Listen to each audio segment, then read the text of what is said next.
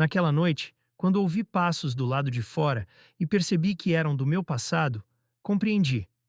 Ou eu crescia agora, ou voltava a perder tudo. A única coisa entre mim e o caos era o Rui. Cheguei à casa do meu padrinho porque os meus pais já não sabiam o que fazer comigo. Tenho 21 anos, uma lista curta de trabalhos falhados e más escolhas em série. O Rui abriu o portão sem sorrir. Policial, quarentão, fama de ver através de mentiras. A partir de amanhã, cedo na rua, estudar, procurar trabalho. Aqui não há visita de madrugada nem conversa na porta. Se não souber fazer, eu ensino. Assenti, com o orgulho mordido. No dia seguinte, 3 pancadas na porta. De pé. O café já estava pronto quando desci. Ele falou sem levantar os olhos do jornal. Cada um lava o que usa. E não me teste. Regra é regra. Saí para procurar emprego, mas passei mais tempo a evitar tentações do que a entrar em lojas. À meio da tarde, na esquina, ouvi: "E aí, sumido?" Era o Mateus, o tipo de amigo que só aparece quando a tua vida está destrancada. Fiz que não vi. Ele riu. "Relaxa, Gabriel. Só uma conversa rápida. Saudades das nossas noites." Continuei a andar.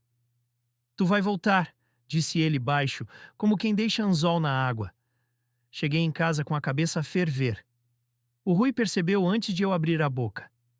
"O que houve?" Tentei desviar. Ele sustentou o olhar. Contei por alto. "Se aparecer alguém que te puxa para trás, avisa-me primeiro. Sempre." O tom não era duro. Era definitivo. Fiquei calado, dividido entre a vergonha e um alívio que eu não queria admitir. Os dias seguintes foram de ritmo fechado.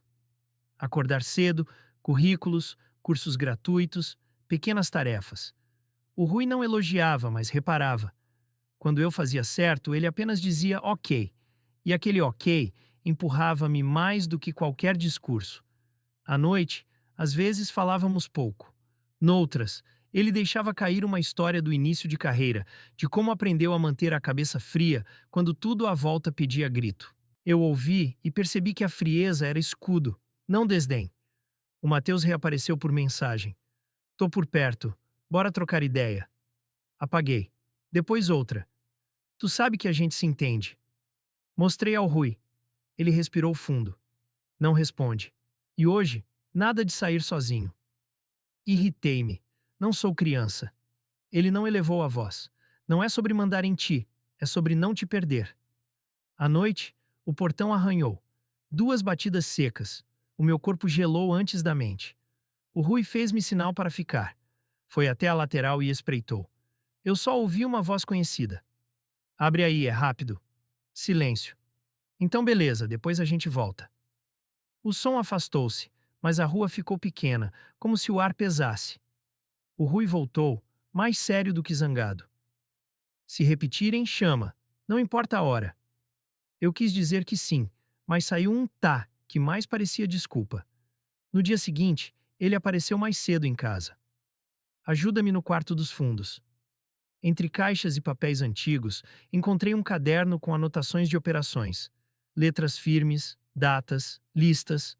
Coloquei de volta. Ele percebeu. Disciplina salva. Não respondeu mais nada, mas a frase ficou presa em mim. Fim da tarde. Mensagem nova do Mateus. Último aviso. Ou tu desce, ou eu subo. Mostrei ao Rui sem palavra. Ele assentiu uma única vez. Hoje eu fico acordado. A tensão era quase audível.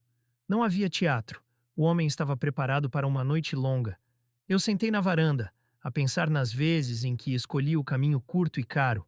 O Rui sentou ao meu lado sem dizer nada. O silêncio não era distante. Era a posição. Quase 11. O metal raspou no portão. Levantei de impulso. Ele levantou a mão. "Fica." Outra batida mais forte. O Rui falou de dentro, voz limpa. "Vai embora. Aqui não tem conversa." Risadas baixas. "Relaxa, padrinho. Só queremos trocar uma ideia com o Gabriel." O meu nome dito assim cortou o ar. O Rui avançou um passo, ainda sem abrir. "Ele não tem nada para falar contigo. Nem hoje, nem depois." Uma pausa grossa. "Isso aí não dura, chefia." Moleque inquieto volta. O sangue subiu minha cara. Quis responder. O Rui olhou para mim e bastou. Mais silêncio. Depois passos a recuar, um motor longe. Ele fechou bem e encostou a testa à madeira por um segundo. Virou-se. Tu está comigo agora. Enquanto eu estiver de pé, ninguém te puxa de volta. A frase bateu onde eu não tinha defesa. Não era romantização de controle. Era um compromisso que eu nunca tinha recebido. Nessa madrugada, um ruído fino na fechadura. O susto virou ação. Peguei o bastão encostado à parede e bati no vidro com força suficiente para fazer barulho, não para quebrar. Sai daqui! A sombra recuou e correu. O Rui surgiu no corredor descalço, atento. Eu expliquei, tropeçando nas palavras. Ele ouviu inteiro, depois soltou o ar. Acordaste na hora certa. Pela primeira vez, senti que eu não era o problema. Eu era parte da solução. De manhã, vieram 2 colegas do Rui instalar câmeras e reforçar o portão. Quando saíram, ele falou sem rodeios. Era o Mateus. Eu trato do resto. Tu foca em não abrir brecha. Assenti. Não por medo, mas porque finalmente fazia sentido. À noite voltamos à varanda. O bairro tinha um silêncio tenso, como antes de trovoada. Eu disse: no início pensei que me trouxeste para me consertar. Ele olhou para a rua. Talvez eu é que precisava aprender a deixar alguém ficar. Ficamos assim, ombro a ombro, sem teatro. O mundo lá fora podia esperar. Eu não. Eu tinha escolhido. E pela primeira vez, alguém tinha escolhido comigo. Quando tocaram a campainha com insistência e disseram meu nome completo, percebi. Não era só o Mateus. Alguém tinha decidido transformar a minha vida num teste público. Na semana seguinte, eu tentei rotina, curso de manhã, currículos à tarde. O Rui acompanhava à distância, sem sufocar. Manda-me localização quando sair e quando voltar. Fiz disso hábito. No segundo dia, um gerente chamou-me para teste num armazém. Nada glamuroso, mas honesto. Saí de lá com a promessa de avaliação na sexta. No caminho de casa, o telefone vibrou. Parabéns pelo emprego, campeão. Sexta, a gente comemora como antes. O número era desconhecido. Estômago fechou. Respondi curto. Número errado. Veio o áudio do Mateus, riso baixo. Tô te vendo virar certinho. Ignorei e acelerei. À noite, contei ao Rui sobre o teste e a mensagem. Ele ouviu, pensou, disse: alguém te expôs. Verifica quem sabe do teu dia. Fiz a lista. Meus pais, 2 amigos antigos, uma prima que ainda falava comigo por pena. No dia seguinte, a prima publicou uma foto antiga nossa com legenda vaga. Orgulho de quem está recomeçando. Comentários surgiram rápido. Um perfil novo escreveu: recomeçando onde? Ela respondeu inocente: Zona Norte, perto do Mercado Grande. O corpo gelou. Mostrei ao Rui. Ele respirou fundo. Não confronta ninguém agora. Eu trato. Na quinta, uma viatura parou lenta na nossa rua. 2 colegas do Rui desceram. Conversa breve. Eles iam aumentar as rondas. Eu fiquei num misto de vergonha e gratidão. Saindo para o curso, encontrei um vizinho que franziu a testa. Esse movimento de polícia, problema teu? Engoli seco. Assunto resolvido. Ele deu de ombros, mas o recado estava dado. O bairro observava. À tarde, recebi ligação do armazém. Aparece alguém perguntando de ti. Diz que é teu amigo e que tu some quando deve. O gerente achou estranho e encerrou rápido. Pedi desculpa, prometi foco. Avisei o Rui. Ele só disse: ok, sexta eu te levo e te busco. Sexta, antes do teste, o gerente pediu o documento. Entreguei. No meio da papelada, entrou um homem de boné, cara conhecida sem nome. Gabriel, né? O Mateus manda abraço. O gerente travou. Eu respondi firme: não tenho nada com esse pessoal. O homem sorriu de lado. O bairro lembra. O Rui entrou nesse instante, identificou-se e pediu para conversarmos lá fora. O sujeito recuou, disse que era brincadeira, sumiu. O gerente, tenso, perguntou se aquilo ia virar problema. Eu respirei e falei com verdade. Estou a tentar arrumar a vida. Se alguém vier aqui por minha causa, chame a polícia. Ele assentiu, e o teste começou. O trabalho exigia atenção e ritmo. Fiz sem falhas. Saí com a impressão de que tinha dado certo. No portão, O Rui falou. Quando te colocam à prova, tu responde com resultado. É assim que se fecha a porta para fofoqueiro. Sábado de manhã, a campainha tocou sem parar. Eu abri com a corrente. Uma mulher que eu não conhecia falou alto. És tu o rapaz da confusão? A minha irmã trabalha no mercado e diz que tu levas polícia para todo lado. Respirei. Eu não devo nada. Se tiver dúvida, pergunta ao gerente. Ela continuou. Gente assim traz perigo. O Rui apareceu atrás de mim. Aqui ninguém vai ser julgado no portão. Qualquer denúncia, faz na delegacia. Ela foi embora resmungando.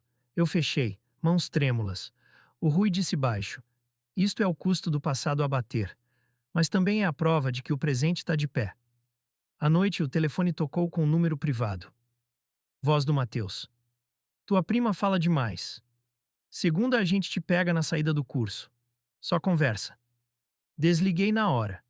Avisei o Rui. Ele planejou simples. Trocar o percurso, combinar saída com o colega do curso e ele ficaria a 2 quadras observando. Nada de heroísmo. Segunda, saímos em grupo. Vi 2 homens perto do ponto.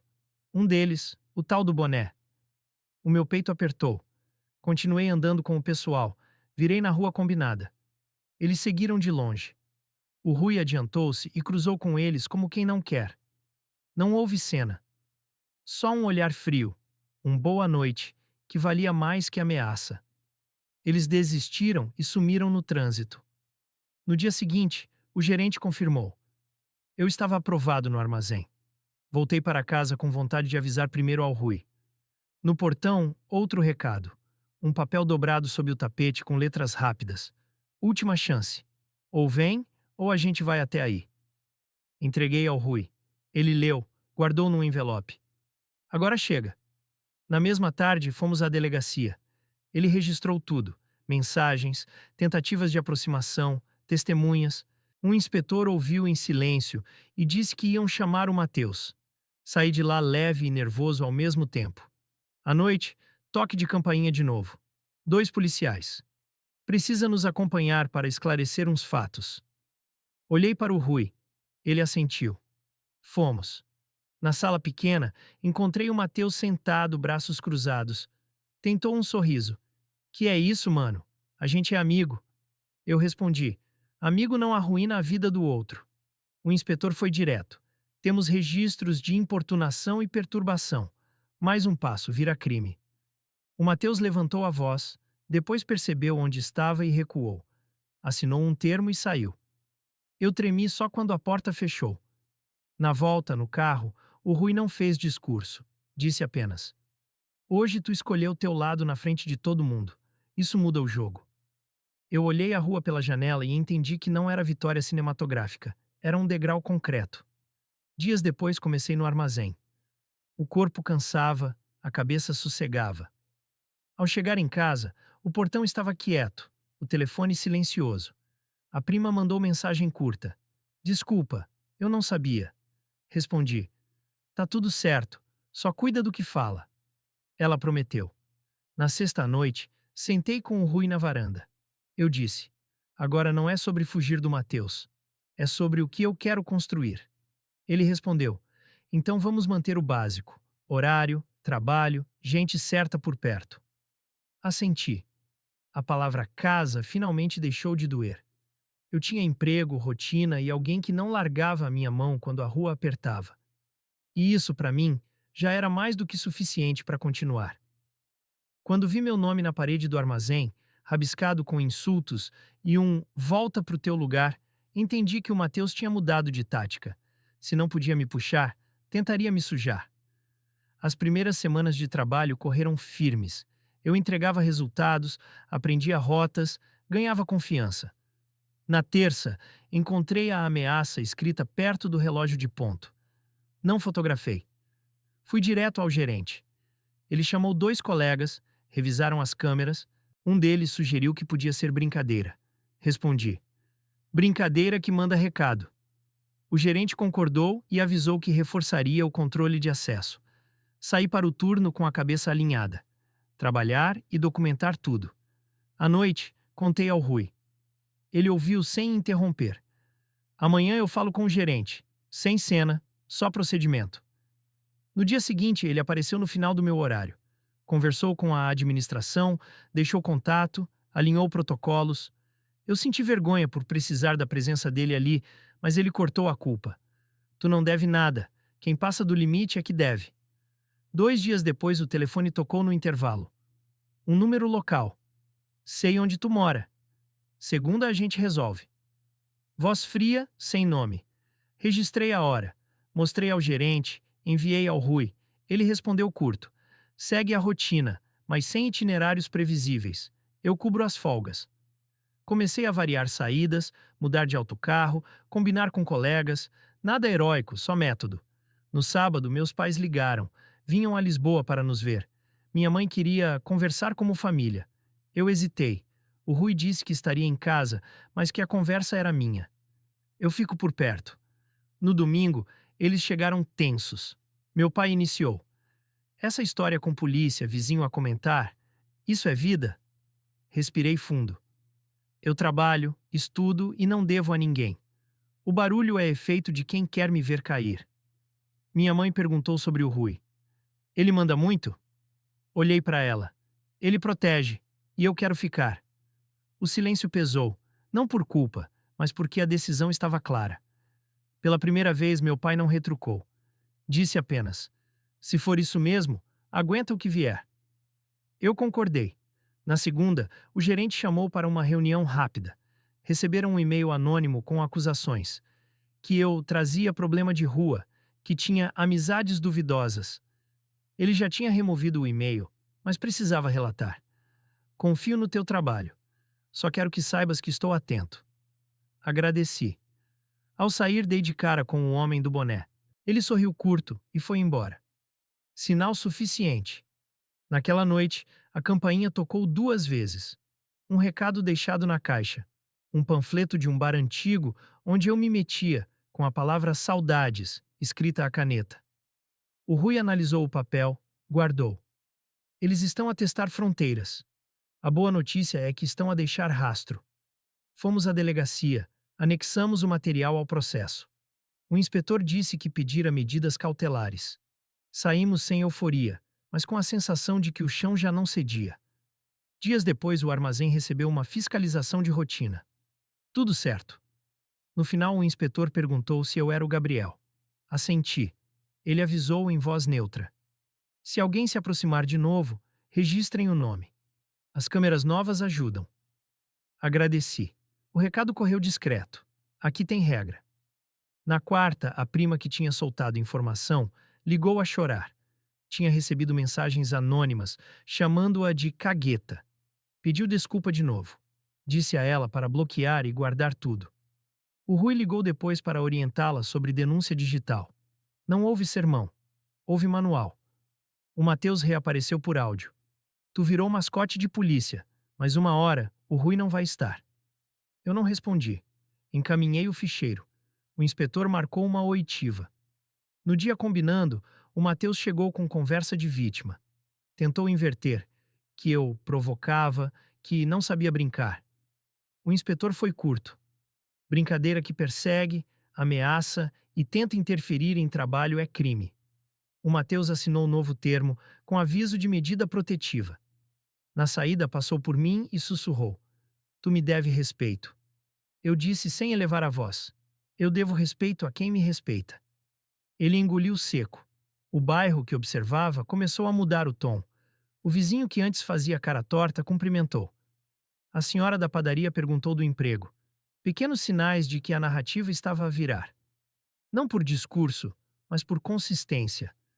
Trabalho entregue, estudo adiantado, zero confusão iniciada por mim. Numa noite de sexta, depois do segundo turno, sentei com o Rui nos degraus. Disse: eu queria que a nossa vida não rodasse em torno de defesa. Ele respondeu: defesa é fase, construção vem depois. Falou de um curso técnico que podia me ajudar a crescer no armazém. Inscrevi-me na semana seguinte. Rotina mais pesada, cabeça mais clara. O último movimento do Matheus veio num recado enviado ao gerente. Se manter esse rapaz vai arranjar problema. Dessa vez, quem respondeu foi a empresa, por canal oficial. Qualquer ameaça será encaminhada às autoridades. O silêncio depois disso foi novo. Não teve provocação. Teve ausência. 2 dias sem mensagens. 3. Uma semana. No domingo, recebi ligação do meu pai. Passamos aí mais tarde. Trouxeram pão e falaram um pouco. Meu pai perguntou ao Rui se eu estava a cumprir. O Rui disse: ele está a construir, não a fingir. Minha mãe, menos tensa, disse que eu parecia diferente. Eu estava. Não por milagre, mas por processo. Antes de eles irem, o telefone vibrou. Era do inspetor. O Matheus tinha sido detido noutro bairro por desacato e tentativa de coação. Não foi por minha causa, mas o histórico ajudou a pesar. Fiquei parado um instante. O Rui resumiu. Consequência. Na segunda, o gerente afixou a escala com meu nome e uma nota. Gabriel assume área nova. Era promoção pequena, mas concreta. No final do dia, liguei para agradecer ao Rui por me ter levado até ali. Ele riu. Quem te levou foste tu. Eu só segurei a linha quando balançou. Cheguei à casa tarde. Abri o portão com calma. O telefone não tocou, a rua não provocou. Sentei, revisei o plano de estudos, mandei mensagem para a prima perguntando do trabalho dela. Ela respondeu com emoji de alívio. Eu fechei os olhos por um segundo, não para fugir, mas para afirmar. A minha vida já não era uma corrida de fuga. Era uma estrada de escolhas, e eu tinha decidido continuar. Quando recebi a intimação com o meu nome e o do Rui no mesmo papel, percebi. O Matheus tinha tentado a última cartada, transformar proteção em abuso. A notícia da detenção dele não fechou o assunto. Dias depois, o inspetor ligou. Havia uma representação contra o Rui por coação e perseguição. O Matheus dizia que o Rui o ameaçara para me afastar de amigos de infância. Eu fui chamado a depor. O gerente do armazém também. O Rui não dramatizou. Vamos pelo livro. Revi mensagens, horários, registros das câmeras e fiz uma linha do tempo. No dia da oitiva, entrei e falei simples. Quem iniciou o contato, onde, quando, como fui abordado no trabalho, os recados deixados, as vezes em que o Rui apenas avisou para procurarem a delegacia. Sem adjetivos. Fato por fato. O gerente confirmou as tentativas de interferência e o fiscal da empresa anexou as imagens do corredor. O inspetor ouviu e anotou, sem teatro. Ao sair, um agente avisou que a corregedoria queria ouvir o Rui. Ele foi no mesmo dia. Voltou sereno. Quanto mais claro, melhor. Naquela noite fiquei inquieto. Não era medo de perder o emprego. Era medo de ver o Rui pagar por ter estado do meu lado. Ele percebeu. Se der trabalho, a gente resolve com trabalho. Não há atalho. Enquanto o processo corria, a vida não parou. No armazém, assumi a área nova e o curso técnico começou a puxar mais horas. A prima conseguiu estágio e prometeu silêncio sobre a minha rotina. Os meus pais vieram sem perguntas. Minha mãe trouxe comida, meu pai deu um aperto de mão firme. Se precisares de nós, liga. Eu respondi que sim, e foi verdade. Numa terça, o inspetor pediu-me para comparecer de novo. Tinham surgido prints de um grupo de mensagens onde circulava a frase "Vamos expor o Gabriel".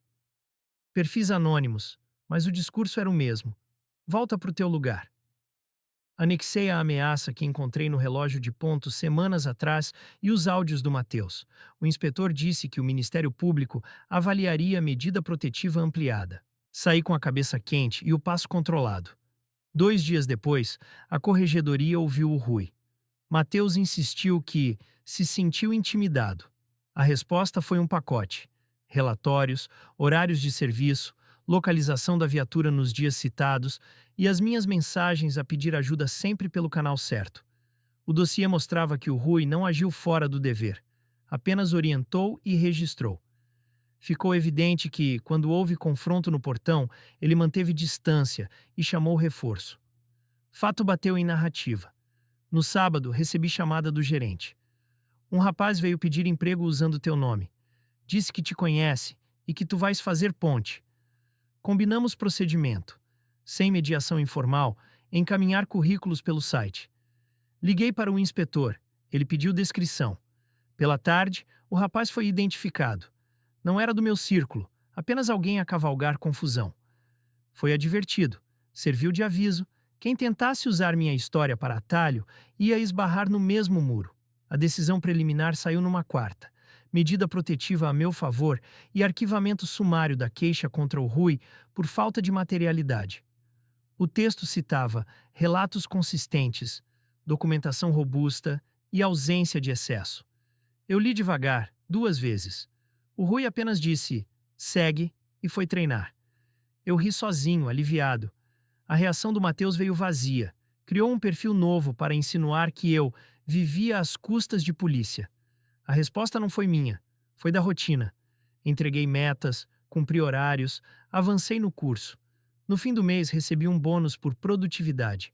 Comprei um cartão de transporte anual e paguei a primeira parcela do meu próprio telefone. Pequenas coisas que fixam chão.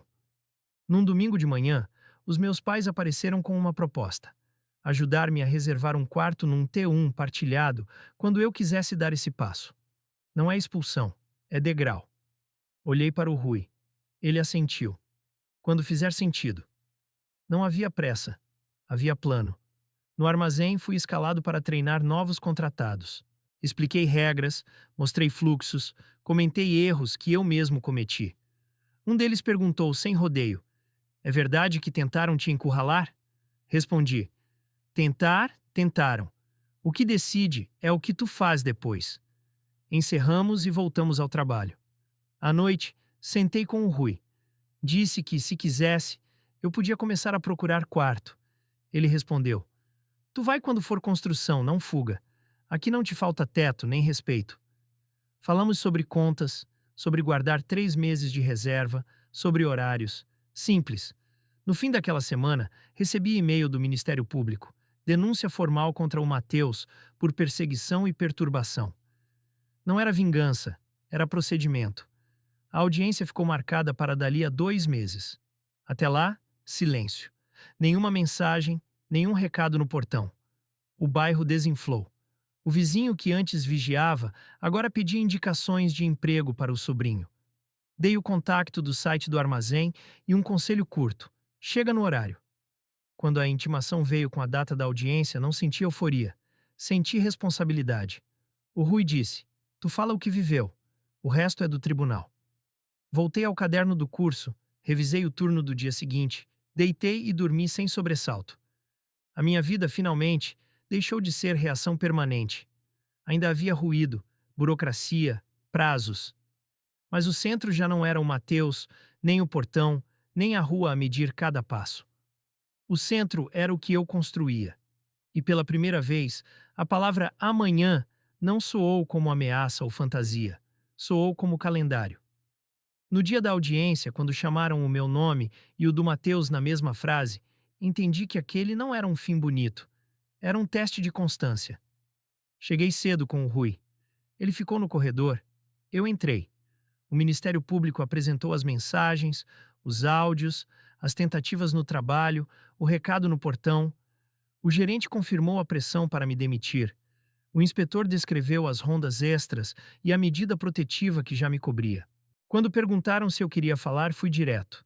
Expliquei que não procurava vingança, só limite, sem discursos. O advogado do Mateus tentou diminuir o caso. Brincadeiras de bairro, amizades antigas. O juiz pediu objetividade.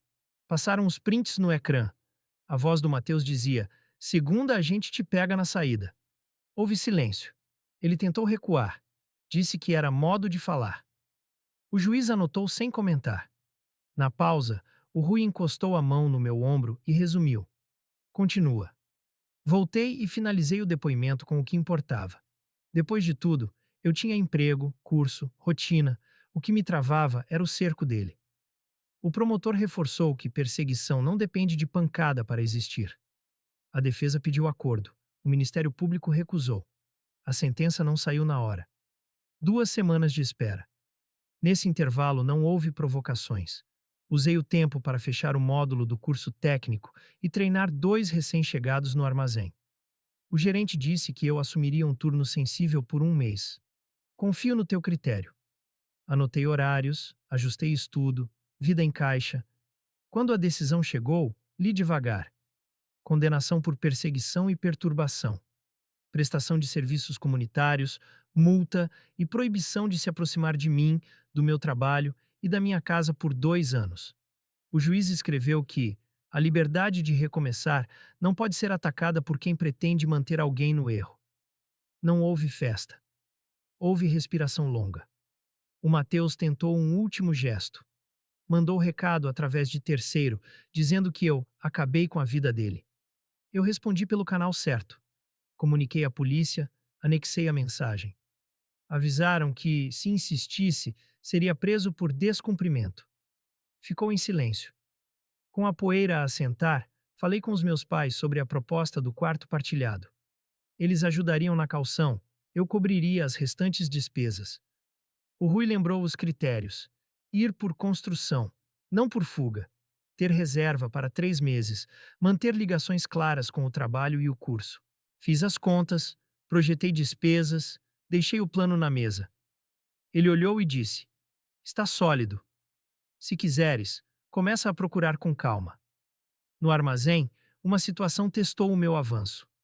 Um colega recebeu uma mensagem anônima citando o meu nome e dizendo que eu tinha costas quentes.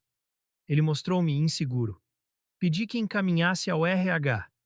O RH respondeu com comunicado interno. Assédio, boato e tentativa de desestabilização seriam tratados como falta grave. O colega agradeceu. A empresa aprendeu rápido. Regra escrita, regra aplicada.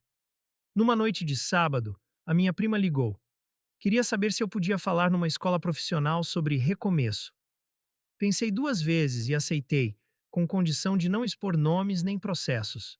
Contei o que valia: rotina, recusar atalhos, pedir ajuda cedo. Um aluno perguntou o que fazer se o amigo virasse ameaça. Respondi: trata como o que é. Amigo que te empurra para o buraco não é amigo,